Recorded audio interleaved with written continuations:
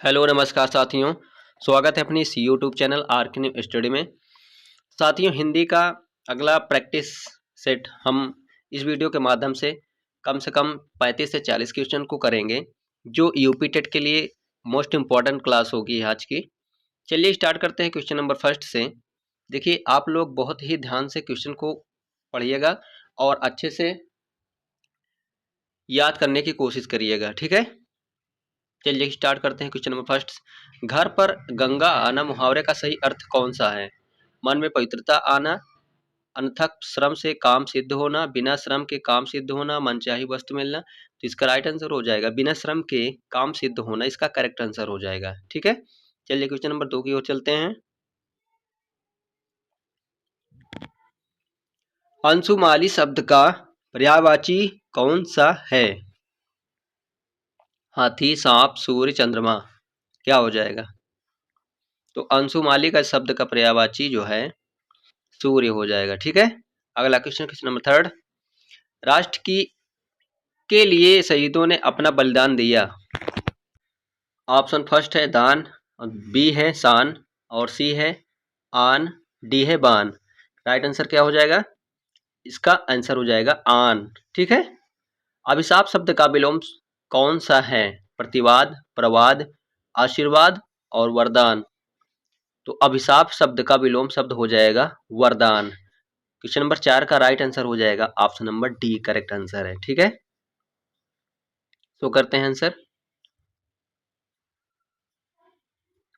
साथियों, यदि वीडियो पसंद आए तो लाइक जरूर करिएगा, और अभी तक चैनल को सब्सक्राइब नहीं किए हैं तो प्लीज चैनल को सब्सक्राइब जरूर कर लीजिएगा, ठीक है। चलिए क्वेश्चन नंबर 5 की ओर चलते हैं। नीचे दिए गए विकल्पों में से तद्भव शब्द का चयन कीजिए। शांति, सास, गणना, दंत। क्या है इसमें तद्भव? तो ऑप्शन नंबर जो 5 है, 5 का ऑप्शन नंबर डी इसका करेक्ट आंसर हो जाएगा। दंत जो है ये तद्भव है, बाकी सब शांति, सास और गणना क्या है? तत्सम है, ठीक है। Question number 6। राजमहल में कौन सा समास है? तत्पुरुष समास है, बहुव्रीहि, सी है कर्मधारय और डी है द्विगु। तो राजमहल में तत्पुरुष समास है, option number A correct answer हो जाएगा, ठीक है। क्वेश्चन नंबर 7 है, कविता शिक्षण की प्रश्नोत्तर प्रणाली को और किस नाम से जाना जाता है? ऑप्शन ए है व्याख्या प्रणाली, बी है खंडान्वय प्रणाली, सी है शब्दार्थ कथन प्रणाली, डी है व्यास प्रणाली। इसका जो करेक्ट आंसर हो जाएगा बी खंडान्वय प्रणाली, इसका राइट आंसर हो जाएगा। अगला क्वेश्चन, आयात का विलोम क्या है? कायनात, वाहियात, निर्यात और डी है यातायात। तो आयात का विलोम शब्द हो जाएगा निर्यात, ऑप्शन नंबर सी इसका करेक्ट आंसर है, ठीक है। क्वेश्चन नंबर 9, निम्नलिखित में से कौन तद्भव शब्द है? 14 अग्नि, वीर, भक्त। क्या है तद्भव? देखिए, तत्सम संस्कृत शब्द होते हैं और जो तद्भव होते हैं वो शुद्ध हिंदी में लिखे होते हैं, ठीक है। तो 14 जो है ये क्या है? ये तद्भव है, बाकी शेष क्या है? तत्सम है। अग्नि, वीर, भक्त क्या है? तत्सम शब्द हैं। अगला क्वेश्चन, नीचे दिए गए अनुच्छेदों के पहले और अंतिम वाक्यों को क्रमशः 1 और 6 की संख्या दी गई है। इनके मध्यवर्ती वाक्यों को 4 भागों में बांटकर य, र, ल, व अक्षर दिए गए हैं। ये चारों वाक्य व्यवस्थित क्रम में नहीं है। इन्हें ध्यान से पढ़कर दिए गए विकल्पों में से उचित क्रम चुनिए जिसे सही अनुच्छेद का निर्माण हो। यदि एक विज्ञान का विद्यार्थी है तो पहले क्या हो जाएगा, क्या भरा जाएगा? यदि वह संस्कृत का आचार्य या शास्त्री है किंतु दोनों दूसरे का उपकरण ही बन सकते हैं तो वह कुशल शिल्पी बन सकता है, तो वह पौरोहित या अध्यापन का कार्य कर सकता है। और लास्ट है, और समाज और राजनीति के संचालन में वह अपने को असमर्थ पाते हैं। देखिए, तो वह कुशल शिल्पी बन सकता है, ला होना चाहिए पहले स्थान पे, फिर दूसरे स्थान पे क्या होना चाहिए? ला के बाद यह होना चाहिए यदि वह संस्कृत का आचार्य या शास्त्री है, फिर उसके बाद व, ला, या, फिर इसके बाद फिर वह होना चाहिए, फिर यह रा होना चाहिए, ठीक है। चलिए ऑप्शन मिलाते हैं कौन सा सही है। देखते हैं। तो वह कुशल शिल्पी बन सकता है। देखिए option number C correct answer हो जाएगा। ला या व रा इसका करेक्ट आंसर हो जाएगा। ठीक है, मिला लीजिए एक बार।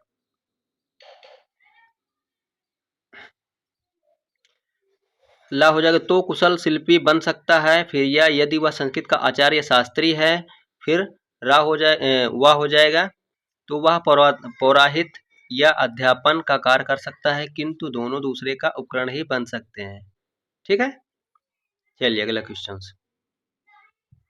क्वेश्चन नंबर 11 से 12 तक नीचे दिए गए रेखांकित शब्दों की वर्तनी के लिए 4 विकल्प दिए गए हैं। शुद्ध वर्तनी शब्द को छांटना है। चारों ओर उज्जवल चांदनी फैली थी। कौन सा विकल्प सही है? उज्जवल कैसे लिखा जाता है?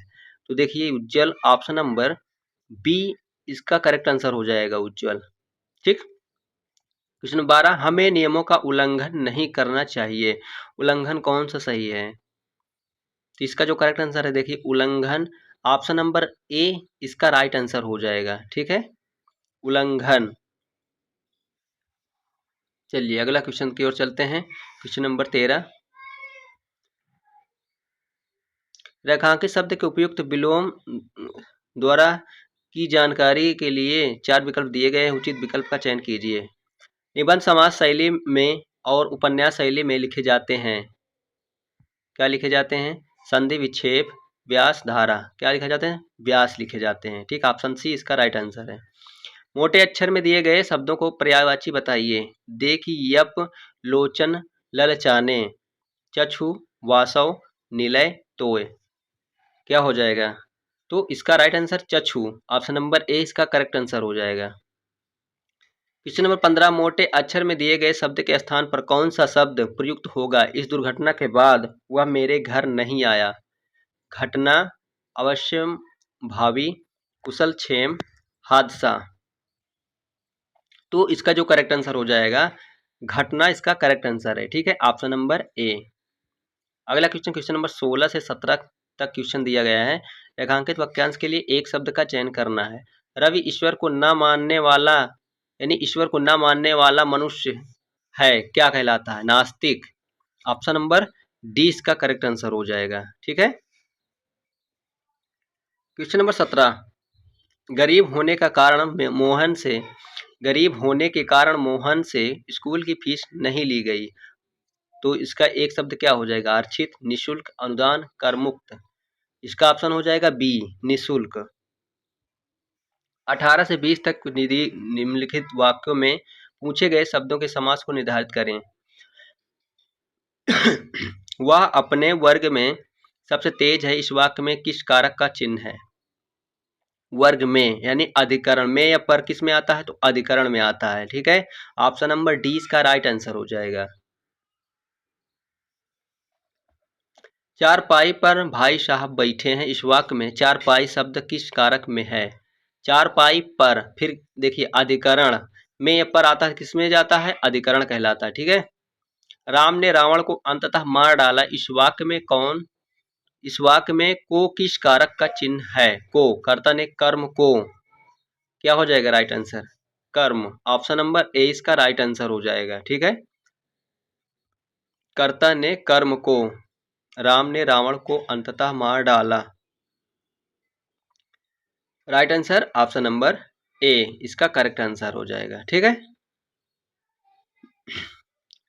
क्वेश्चन नंबर 21 से 25 तक संसार में दो अचूक शक्तियां हैं, वाणी और कवि। कुछ लोग वचन से संसार को राह दिखाते हैं और कुछ लोग कर्म से शब्द और आचार दोनों को महान शक्तियां हैं।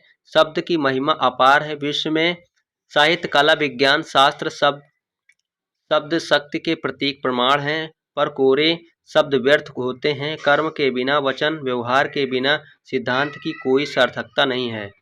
निसंदेह शब्द शक्ति महान है, पर व्यवस्थाओं और सनातनी शक्त तो व्यवहार है। महात्मा गांधी ने इन दोनों की कठिन और अद्भुत साधना को थी।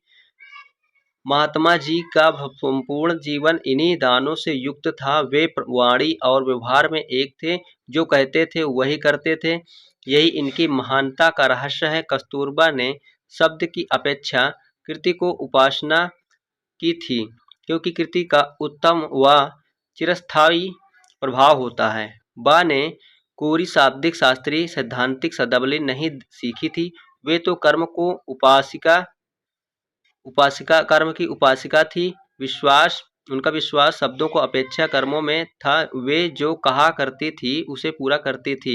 वे रचनात्मक कर्मों को प्रधानता देती थी। इसी के बल पर उन्होंने अपने जीवन में सार्थकता और सफलता प्राप्त की थी। चलिए क्वेश्चन पे आते हैं। आप क्वेश्चन नंबर 21 देखिए। इस गद्यांश को पढ़कर हमें उत्तर देना है प्रश्न के हिसाब से। 21 है, उपयुक्त अनुच्छेद का सर्वाधिक उपयुक्त शीर्षक होगा, क्या हो जाएगा? वाणी और कर्म, निष्ठा, मूर्ति, कस्तूरबा, महात्मा गांधी, कस्तूरबा और गांधी। तो देखिए यहाँ पे वाणी और कर्म के बारे में बताया गया है, तो ऑप्शन नंबर ए इसका करेक्ट आंसर हो जाएगा। आप गद्यांश पढ़ने के बाद आप आंसर आराम से देख सकते हैं, ठीक है। प्रायः सज्जन व्यक्ति संसार को राह दिखाते हैं, कैसी राह दिखाते हैं? तो ऑप्शन नंबर सी, अपने कर्म एवं वाणी से राह दिखाते हैं, ठीक है। क्वेश्चन नंबर 23 है, जगत में साहित्य, कला और विज्ञान शास्त्र क्या है? ऑप्शन देखिए, गद्यांश को पढ़ने के बाद आपको पता होना चाहिए कि इसका राइट आंसर क्या हो जाएगा।